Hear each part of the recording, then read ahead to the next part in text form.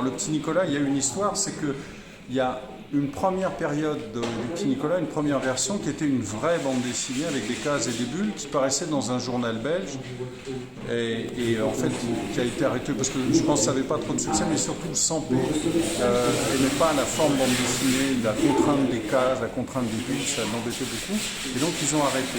Et Goscinny, qui commençait à être un scénariste un peu réputé, qui avait commencé à travailler pour le cinéma, a été contacté par le rédacteur en chef de Sud-Ouest de l'époque qui lui a dit voilà, on a un numéro spécial et on aimerait bien faire quelque chose autour, je crois que c'est Noël, on aimerait bien faire une petite nouvelle autour de Noël, est-ce que vous pourriez me proposer quelque chose? Et Goscinny dit à Sampé, bah, écoute, on pourrait peut-être reprendre le Petit Nicolas pour cette occasion.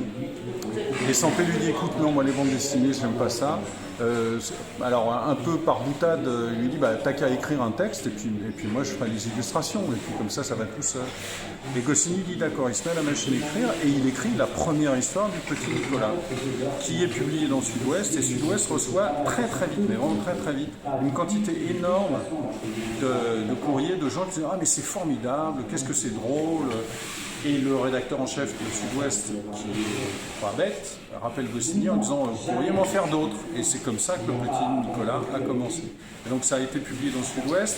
Quand Pilote a été lancé, Goscinny a repris les Petits Nicolas, qui a été aussi publié dans Pilote.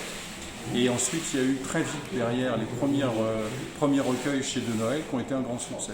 Et c'est la même année qu'Astérix, c'est-à-dire la même année que le phénomène Astérix, est né le phénomène Petit Nicolas. Et les deux sont aujourd'hui considérés comme des classiques.